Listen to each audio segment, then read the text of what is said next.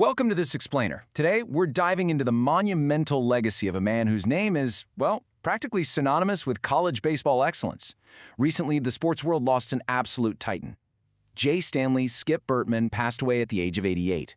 And right off the bat, there's a heavy emotional weight to this story, right? Because we aren't just talking about a coach who won a few games or a guy who just had a couple of lucky seasons. No way. We're talking about the literal architect of a college baseball dynasty at LSU.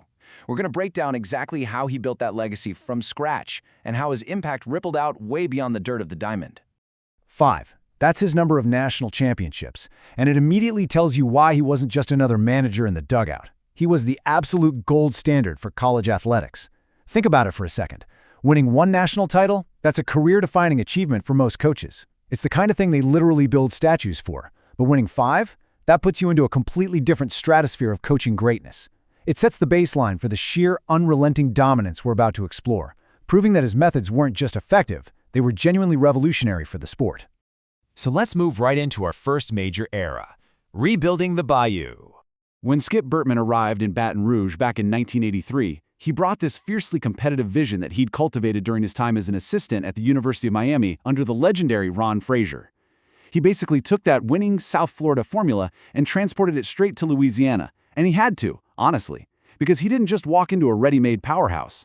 Before 1983, LSU baseball was, well, an absolute afterthought.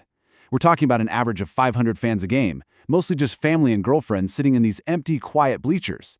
But Bertman completely overhauled everything from the ground up: the recruiting, the marketing, the fundraising, the whole shebang. He turned a totally ignored program into a highly profitable enterprise. The end result? A packed, roaring cathedral of the sport that has led the nation in attendance 26 times since 1996. Truly a game changer. Which brings us to part 2, the championship blueprint. Under his watch, the numbers just became staggering. He racked up an incredible overall record of 870 wins, 330 losses, and 3 ties, leading the Tigers to 11 College World Series appearances.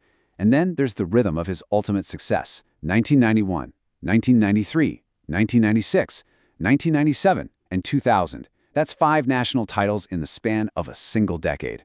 It's almost impossible to maintain that level of focus and execution year after year. Yet, this rapid succession of championships highlights how quickly and consistently his relentless drive for perfection built a winning machine. What's kind of fascinating here is that despite this unprecedented timeline of triumph, he was always his own harshest critic. He'd often lament the titles that slipped away in the late 1980s. That pure, unyielding pursuit of perfection, that is exactly what kept this timeline moving forward. Now think about the immense pressure of a do-or-die elimination game. Entire seasons ending, lifelong dreams crushed on a single unpredictable pitch. In those nail-biting moments, Bertman's teams were practically unbeatable. They boasted an insane NCAA postseason championship game record of 21. 20-1. Add to that a perfect 5-0 record in College World Series finals. They didn't just survive the pressure, you guys. They completely thrived on it. This staggering statistic proves his teams were undeniably the best when the stakes were at their absolute highest. They didn't just show up to championships, they executed flawlessly when the lights were the brightest. And they executed flawlessly through sheer tactical genius. It wasn't just raw physical talent out on the field. Take the Grand Illusion, for example. This was a famous hidden ball trick play he taught to his players. He brought these intricate, highly disciplined, and deeply creative plays with him from Miami to Baton Rouge. It just goes to show how his unmatched tactical mastery really separated him from everyone else in the dugout. He didn't just out-recruit the competition, he simply outthought his opponents, teaching his guys to outsmart the other team in high-leverage situations. Moving on to Chapter 3, Holding the Rope. See, Bertman was a master of psychology. He understood that a team of great individuals will always lose to a great cohesive team. He'd pose a simple but really profound question to his players. If you're hanging off a cliff, who would you want on the other end? Now, naturally, the players would name the superstar athletes, right? The guys with the best arms or the fastest legs. But Bertman corrected them with this parable. He said, if you're hanging off a cliff, you don't care who is holding the rope, as long as he's your teammate. You know he won't let go. This famous lesson was the absolute bedrock of the LSU dynasty. It taught players to unconditionally trust every single teammate, creating a roster with only one ambition and one heartbeat. Baton Rouge District Attorney Hilar Moore really hit the nail on the head here. He noted that shaping young men to be their best was Bertman's true life goal and dream. And this reveals exactly why his impact matters so much to all of us today. It proves that his ultimate success was measured in character development, not just in the trophies resting in a glass case. He was actively molding leaders, using the game of baseball as his classroom to teach resilience, trust, and absolute integrity. Let's dive into Part 4, a lasting legacy as athletic director. So in 2001, Bertman made a massive career pivot, stepping out of the dugout and into the athletic director's office. Now, a lot of great coaches struggle when they move to administration, but Bertman utilized his sharp business savvy to secure the entire university's future. He essentially applied his championship blueprint to the broader athletic department, and he made some incredible high-stakes moves. He hired Les Miles, who went on to win the 2007 national football title. He hired Paul Mainieri, who brought home the 2009 baseball national title. And crucially, he successfully funded the construction of the new Alex Box Stadium. Through these pivotal steps, the coaches he brought in won 5 more national championships across different sports. He ensured his winning culture lived on well past his time in a uniform. Because of that immense administrative and financial success, the university gave something massive back to him. In 2013, the field at the new stadium was officially named Skip Bertman Field.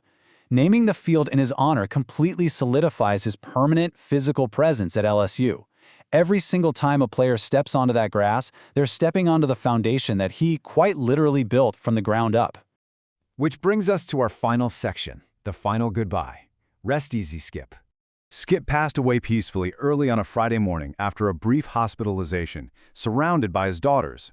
As we reflect on his passing, we of course also remember his late wife of 63 years, Sandy, and his daughter Lisa, who preceded him in death. It's a sobering reminder of the devoted family man behind all those legendary coaching statistics. As tributes poured in from across the sports world, former player Ben McDonald said it best. He called him the best to ever fill out a lineup card, the man who changed college baseball forever. That powerful sentiment perfectly summarizes his professional impact. He was a true father figure to thousands of kids who grew up idolizing the Tigers. He didn't just change a single university's program, he changed the entire landscape of the sport on a national scale. Skip Bertman, 1938 to 2026. Hold the rope. As we say rest easy to a true legend who never let go of that rope, I want to leave you with this thought. How can you apply that hold the rope mentality to your own life? Whether it's in your workplace, within your family, or among your friends, who is holding your rope and whose rope are you holding? Think about how you can build that kind of unshakable trust and cohesive heartbeat in your own teams. Thank you so much for joining me on this explainer, and we will see you next time.